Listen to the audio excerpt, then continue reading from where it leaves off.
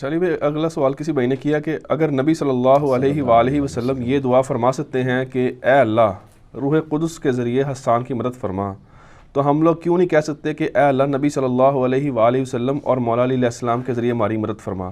یہ تو وسیلہ اور وسیلہ شرک کیسے ہو گیا؟ نہیں، وسیلے کو کوئی شرک نہیں کہتا، یہ بالکل جھوٹ ہے۔ وسیلے کو جنہوں نے شرک کیا ہے سب سے پہلے میں نے اس کو رد کیا ہے۔ 6 وسیلے ہیں جن میں سے 5 تو کتاب و سنت سے ثابت ہیں، ایک کے بارے میں اختلاف ہے اور اس کو بھی ہم نے کوئی شرک نہیں کہا، نہ میں نے تو ایون بدعت بھی نہیں کہا، اور وہ وسیلہ ہے نبی علیہ السلام کا وسیلہ۔ باقی نبی علیہ السلام کے علاوہ اور ہستیوں کے وسیلوں کے بارے میں سخت ہوں، اور مسئلہ 43 میں نے یعنی آج سے تقریباً 6 سال پہلے ریکارڈ کروا دیا، وسیلہ اور توسل کے صحیح احکام و مسائل، وہ پورا ایک مقدمہ ہے۔ میں اب 1.5 گھنٹہ دوبارہ تو نہیں بول سکتا، میں نے سارے دلائل قرآن و سنت سے دیے، کون کون سے وسیلے جائز ہیں اور کس وسیلے کا کوئی ثبوت نہیں ہے۔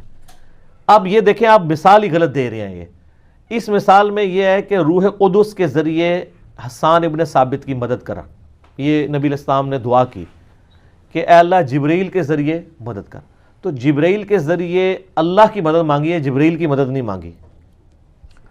دوسری بات، اس کا یعنی جو ڈیکورم سیٹ ہے پہلے سے، ایک پریسیڈنٹ موجود ہے، وہ قرآن پاک میں حضرت عیسیٰ علیہ السلام کے جتنے معجزات ہیں نا، اس کے بارے میں یہ ذکر آتا ہے کہ ہم نے عیسیٰ کی مدد کی روح قدس کے ذریعے۔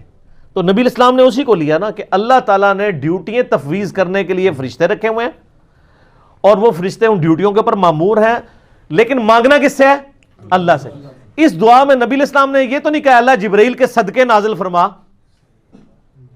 یہ کہا ہے یا اللہ تجھے جبرائیل کا واسطہ میرا یہ کام کر دے، تو سر وسیلہ آپ نے کہاں سے نکال لیا؟ وہ والا وسیلہ آپ بھی یہی دعا کریں کہ جبرائیل علیہ السلام کے ذریعے مدد فرما، بالکل ٹھیک ہے، وہ اللہ نے ان کو ڈیوٹیز کے لیے تفویض کیا ہوا ہے، لیکن جبرائیل کو آپ نے پکارا نہیں ہے، جبرائیل کا وسیلہ پیش نہیں کیا۔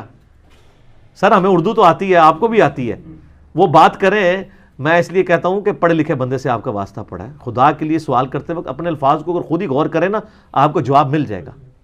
اس میں تو یہ بات ہے ہی نہیں ہے کہ اللہ تجھے جبرائیل کا واسطہ۔ اب رہا کہ اگر کوئی یہ کہتا ہے جی میں اس پہ قیاس کر کے یہ کہتا ہوں کہ اے اللہ نبی علیہ السلام اور مولا علی کے ذریعے میری مدد فرما، تو سر اس کے لیے آپ کو ثبوت پیش کرنا پڑے گا، اور ہم اس کو غلط اس لیے سمجھیں گے کہ نبی علیہ السلام کی مبارک زندگی میں غزوہ بدر اور غزوہ احد کے اندر آرمی چیف کون تھے؟ حضرت حمزہ ابن عبد المطلب۔ تو غزوہ خندق کے موقع پر نبی علیہ السلام نے یہ دعا کی اے اللہ حمزہ کے ذریعے میری مدد فرما۔ غزوہ خیبر کے موقع پہ کہا کہ اے اللہ حمزہ کے ذریعے میری مدد فرما، جیسا کہ تو نے بدر و احد میں مدد کی تھی، اس لیے کہ وہ دنیا سے جا چکے تھے، ان پہ موت آ چکی تھی، وہ آخرت کی زندگی میں چلے گئے تھے۔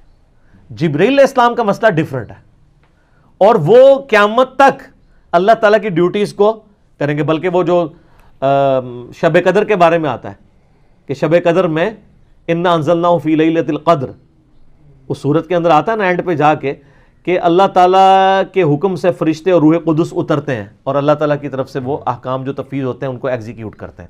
وہ تو آ رہے ہیں، وہاں پہ کسی صحابی کا، کسی نبی کا، کسی بزرگ کا، کسی جن کا ذکر موجود ہے، تو جن کی ڈیوٹیز آپ ان کے ساتھ بات کریں نا، ان کی ڈیوٹیاں آپ پہلے ثابت کریں کہ وہ یہ کرتے ہیں تو پھر اگلی بات کریں۔ باقی استعانت والا مسئلہ نمبر 3 میں نے دیکھ لیں، میں نے اس میں سب کچھ ڈسکس کیا ہے کہ دعا صرف اللہ ہی سے، یہ واسطہ اور وسیلہ ڈسکس ہی نہیں ہو رہا ہے اس کے اندر۔ آپ بھی یہی دعا کریں، ورنہ میں نے پھکی اور علمی اینٹی وینم دے دیا ان کو کہ نبی علیہ السلام کو خیبر کے موقع پر مولا علی کو نہیں بلانا چاہیے تھا، اسی کو بلانا چاہیے تھا جس نے غزوہ بدر اور غزوہ احد جتوائی ہوئی تھی، حمزہ کو وہ نہیں بلایا، اس لیے یہ بھی کہہ سکتے تھے اللہ حمزہ کی روح کے ذریعے مدد فرما۔ وہاں بھی قرآن پاک میں آپ کو سورۃ الانفال میں ملے گا، سورۃ آل عمران کے اندر، کہ نبی علیہ السلام کے ساتھ اللہ نے وعدہ کیا کہ میں فرشتوں کے ذریعے مدد کروں گا، تو فرشتے اللہ کے حکم سے نازل ہوئے نا۔ ہاں ابھی آپ دعا کر سکتے ہیں اللہ فرشتوں کے ذریعے مسلمان جو آرمیز ہیں ان کی کافروں کے مقابلے پہ مدد فرما، تو بالکل ٹھیک ہے، لیکن آپ ونس وہ کام کریں گے جو آپ اپنی مرضی سے تو کام کو ہی نہیں سائن کر سکتے نا، اور وسیلہ تو پھر بھی ثابت نہیں ہوگا۔ وسیلہ تب ہوگا جب آپ کہیں، جب نبی علیہ السلام نے یہ کہا ہو کہ اے اللہ تجھے روح قدس کا واسطہ، تجھے جبرائیل کا واسطہ، تجھے میکائیل کا واسطہ، تجھے اسرافیل کا واسطہ، یہ تو کوئی نہیں کہا۔ تو دیکھیں یعنی وہ بات میچ بھی کرنی چاہیے، اپنی طرف سے اپنا لقمہ تو قرآن و سنت کے منہ میں نہ ڈالیں نا۔ اس طریقے سے اگر آپ اینالوجی بنائیں گے تو پھر میں ابھی انجینئرنگ کریں تھوڑی سی مجھے یہ بتائیں کہ اینالوجیز کو اگر مان لیا جائے تو حضرت آدم علیہ السلام کو فرشتوں نے سجدہ کیا ہے.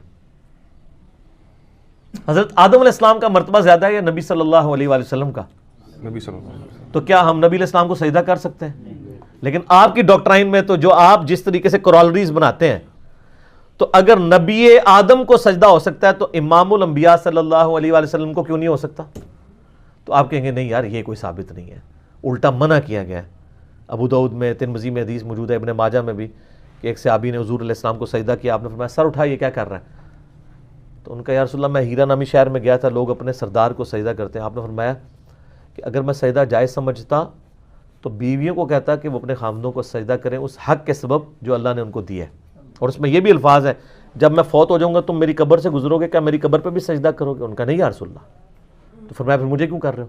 تو نبی علیہ السلام نے عشق اور محبت کے معیارات یعنی قائم کر دیے ہیں. اپنی طرف سے کوئی بندہ عشق کا معیار قائم نہیں کرے گا، ادروائز اس کا پھر کیا جواب دیں گے یہ؟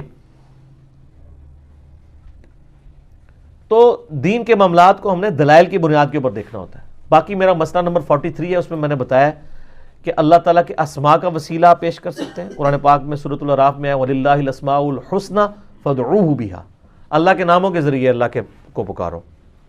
نیک اعمال کا وسیلہ پیش کر سکتے ہیں، وَاسْتَعِينُوا بِالصَّبْرِ وَالصَّلَاةِ سورۃ البقرہ میں ہے، صبر اور نماز کے ذریعے اللہ کی مدد چاہو. المدد یا نماز، المدد یا صبر نہیں ہے. اور وہ بخاری مسلم میں حدیث ہے 3 لوگ غار میں پھنس گئے، سب نے ایک ایک عمل کا وسیلہ پیش کیا تو وہ پتھر ہٹ گیا. تو نیک اعمال کا وسیلہ پیش کر سکتے ہیں. پھر کسی نیک آدمی سے دعا کروا سکتے ہیں جو سامنے موجود ہو، جیسے صحابہ کرام نبی علیہ السلام سے دعا کرواتے تھے. اور نبی علیہ السلام کی وفات کے بعد صحیح بخاری میں 1010 نمبر حدیث ہے 1010 کہ سیدنا عمر نے کہا اللہ جب تک تیرے نبی موجود تھے انا کننا نتوسل الیک بنبینا صلی اللہ علیہ وآلہ وسلم، ہم تیرے نبی کے ذریعے تیری طرف توسل اختیار کرتے تھے. اب ان کے چچا کو لے کے آئے، ان سے دعا کروائی اور بارش ہوگی. تو سامنے موجود ہے اس سے دعا کروائیں. پھر مقام وسیلہ کا ذکر بخاری مسلم میں آتا ہے، جو مقام وسیلہ کی دعا کرے گا اذان کا جواب دینے کے بعد دروشی پڑھنے کے بعد میری شفاعت اس کے لیے حلال ہو جائے گی.